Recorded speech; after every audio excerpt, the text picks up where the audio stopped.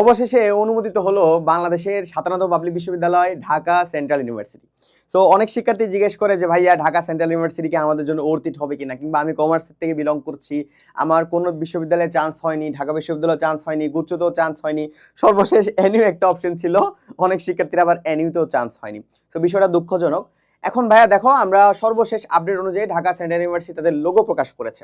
তো তাদের লোগোটা দেখেই আমার মোটামুটি ভালোই ইন্টারেস্টিং লাগতেছে, কারণ তাদের লোগোটা হচ্ছে কি আমরা বিশ্ববিদ্যালয়ে যেমন ঢাকা বিশ্ববিদ্যালয় হচ্ছে শিক্ষায় আলো বা এই ধরনের মোটিভ দেয়, কিন্তু ওটা বাংলায় দেওয়া, কিন্তু ঢাকা সেন্ট্রাল ইউনিভার্সিটির মোটিভটা হচ্ছে গিয়ে তোমার ইংলিশে দেওয়া। জিনিসটা খুবই লুক্রেটিভ লাগছে। আর দেওয়া আছে learn, create and inspire. So এই তিনটা ওয়ার্ড দ্বারা না তুমি ঢাকা সেন্ট্রাল ইউনিভার্সিটিতে ভর্তি হবা কিনা, এই তিনটা জিনিস দিয়ে আমি তোমাকে আজকে ডেসক্রাইব করব। দেখো, ঢাকা সেন্ট্রাল ইউনিভার্সিটিতে টোটাল কয়টা কলেজ আছে? 7টা কলেজ আছে, তাই না?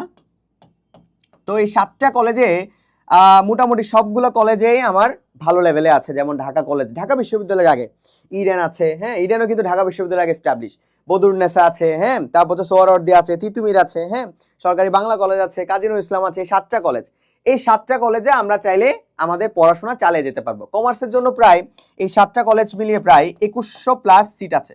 কত? 2100 প্লাস সিট আছে, হিউজ সংখ্যক। এবং আমি যদি সাবজেক্টের সংখ্যা ধরি, আমাদের যে কমার্সের যে মেজর সাবজেক্টগুলো আছে, অ্যাকাউন্টিং পড়াশোনা করতে পারবো, ম্যানেজমেন্ট নিয়ে পড়াশোনা করতে পারবো, মার্কেটিং নিয়ে পড়াশোনা করতে পারবো, এবং ফিনান্স নিয়ে পড়াশোনা করতে পারবো। সো এনইউতে কিন্তু অনেকগুলো বিশ্ববিদ্যালয়ে কিন্তু ফিনান্স নেই।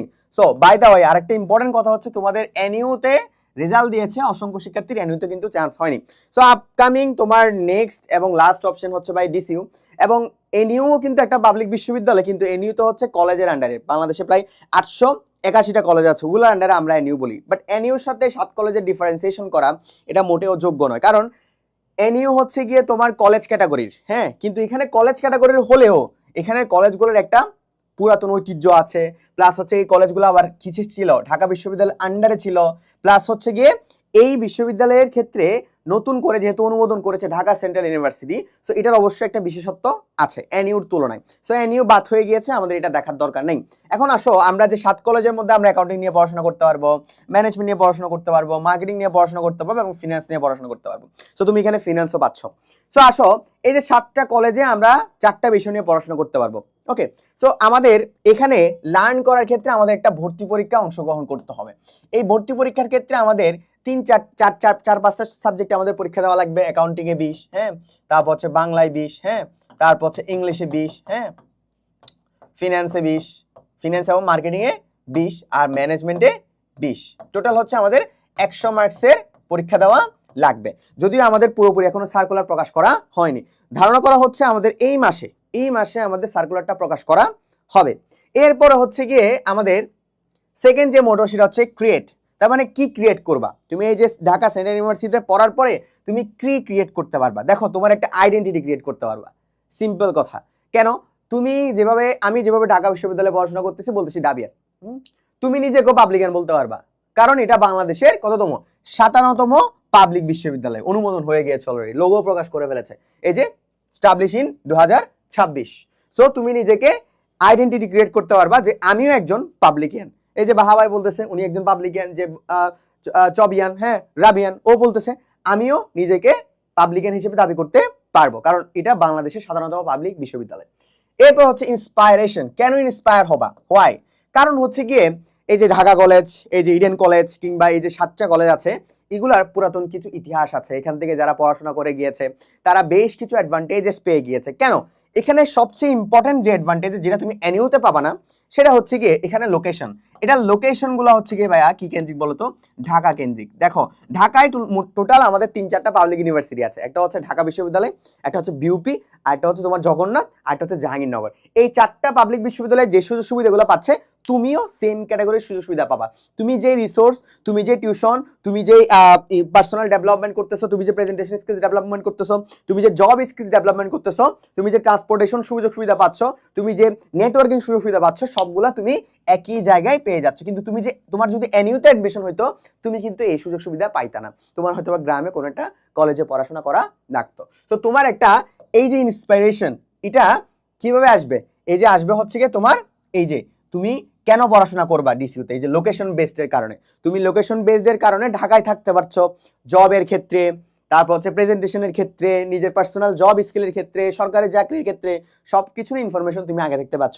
টিউশন করানোর ক্ষেত্রে, যেহেতু আমাদের আমরা যারা পাবলিক বিশ্ববিদ্যালয়ে পড়াশোনা করে আমরা মোটামুটি মা বাবার থেকে খরচ নিয়ে, আর পাবলিক যারা অনার্স মাস্টার্স করে মা বাবার থেকে খরচ নিই না, সেক্ষেত্রে টিউশন আমাদের জন্য একটা ইম্পর্টেন্ট ফ্যাক্ট। তো তুমি আগে যেভাবে তোমাকে বলতে হয়েছে যে আমি ঢাকা কলেজে পড়াশোনা করি, ওটা দিয়ে তুমি টিউশন পাইতা, হ্যাঁ তুমি এখনো পরিচয় দিতে পারবা, নো ওয়ারিস, কিন্তু তুমি এখন বলতে পারবে যে আন্টি বা আঙ্কেল আমি বর্তমানে ঢাকা সেন্ট্রাল ইউনিভার্সিটিতে পড়াশোনা করতেছি, আমার হচ্ছে এই ক্রাইটেরিয়া, এটা বর্তমানে পাবলিক বিশ্ববিদ্যালয়ে অন্তর্ভুক্ত হয়েছে। সো 7 কলেজ কিন্তু আর বলার দরকার নাই। ওকে, সো এই সব কিছু মিলিয়ে তোমার একটা সবচেয়ে লাস্ট এন্ড লুক্রেটিভ অপশন হতে চলেছে ঢাকা সেন্ট্রাল ইউনিভার্সিটি। সো কমার্সের যারা শিক্ষার্থী আছো, তোমার কিন্তু সাবজেক্ট ক্রাইটেরিয়া কিন্তু খুব বেশি না। অ্যাকাউন্টিং এ 20, হ্যাঁ, তারপর হচ্ছে বাংলায় 20, ইংলিশে 20, ফাইন্যান্স মার্কেটিং এ 20, তারপর হচ্ছে তোমার ম্যানেজমেন্টে 20 মার্কসের 100 মার্কসের পরীক্ষা দিতে হবে। নেগেটিভ মার্ক এই বছর থাকবে কিনা এটা নিয়ে এখনো সন্দেহ আছে, যদিও নেগেটিভ মার্ক থাকলেও 0.25 থাকতে পারে, বাট এই বছরে যেহেতু এই মাসে আমাদের সার্কুলার দিবে বলতেছে, এই মাসে আমরা সার্কুলার পাওয়ার পরে তোমাদেরকে বিস্তারিত জানাতে পারবো। সো এগুলা গেল আমাদের, এই লোগো দিয়ে আমরা সবকিছু মোটামুটি জানতে পারলাম, লার্ন করতে পারবো, ক্রিয়েট করতে পারবো, ইম্প্যাক্ট ফেলতে পারবো, এবং আমাদের ইন্সপিরেশন হচ্ছে আমরা ঢাকা লোকেশনের মধ্যে আছি, যেটা কিনা কি পাবে না যারা এনইউতে পড়াশোনা করতেছে, ওরা জিনিসটা পাবে না। তো আসো তোমরা যারা কমার্সের শিক্ষার্থীরা আছো, তোমাদের জন্য ভাই আবারও বলতেছি, তোমার এনইউতে চান্স হয় নাই। সবচেয়ে আপসেট বিষয় হচ্ছে তোমার এনইউতে পর্যন্ত চান্স হয় না। তো তোমার হাতে হয়তো বা জুন জুলাই আগস্ট পর্যন্ত, ধরো আগস্টের মধ্যে তোমার সেন্ট্রাল ইউনিভার্সিটি ভর্তি পরীক্ষা হবে আগস্টে, ধরো তো বা ঈদের পরে। তো তুমি হাতে মোটামুটি 2 মাস বা 3 মাস সময় পাবা। তো এই 2-3 মাসের মধ্যে তুমি চাইলে কমার্সে যে সকল তোমার লেগিংস আছে, যেমন অ্যাকাউন্টিং এর দুর্বলতা আছে, তোমার হিসাব বিজ্ঞানের দুর্বলতা আছে, ম্যানেজমেন্টের দুর্বলতা আছে, হ্যাঁ, তারপর হচ্ছে ইংলিশে দুর্বলতা আছে, বাংলায় দুর্বলতা আছে, এই সকল বিষয়গুলো তোমার ক্লাসের মধ্যে দিয়ে কনভার্ট হয়ে যাবে। কারণ হচ্ছে এখানে আমরা টোটাল 200টা ক্লাস দিয়েছি, 200টা ক্লাসের মধ্যে অ্যাকাউন্টিং, বাংলা, ইংরেজি, হ্যাঁ, তোমার ম্যানেজমেন্ট, ফিনান্স, প্রত্যেকটা জিনিস এ টু জেড ক্লিয়ার করে দেওয়া হয়েছে। তোমার এমসিকিউতে সমস্যা ক্লিয়ার করে দেওয়া হয়েছে, তোমার কোনো টপিকের সমস্যা ক্লিয়ার করে দেওয়া হয়েছে। এর পাশাপাশি বিগত বছরের 7 কলেজে যে কোশ্চেনগুলো এসেছিল, সেগুলো আমরা প্রিভিয়াস ইয়ার কোশ্চেন হিসেবে তোমাকে নতুন করে কিছু ক্লাস অ্যাড করে দিয়েছি, যেগুলো করলে তুমি ঢাকা বিশ্ববিদ্যালয়ের আন্ডারে যে 7 কলেজের প্রশ্ন হইতো সেটার একটা কি পেয়ে যাবা, ধারণা পেয়ে যাবা। তার পাশাপাশি তো আমাদের এক্সাম থাকছে, এবং তোমাকে মক টেস্ট বা মডেল টেস্ট দেওয়ার জন্য কিছু এক্সাম দিয়ে দেওয়া হবে, এবং তোমাকে পিডিএফ বুক দিয়ে দেওয়া হবে। সো আর দেরি কেন, তাই ভর্তি হওয়ার জন্য এখনই ভিজিট করো হালকাস্তানের ওয়েবসাইট। আসসালামু আলাইকুম।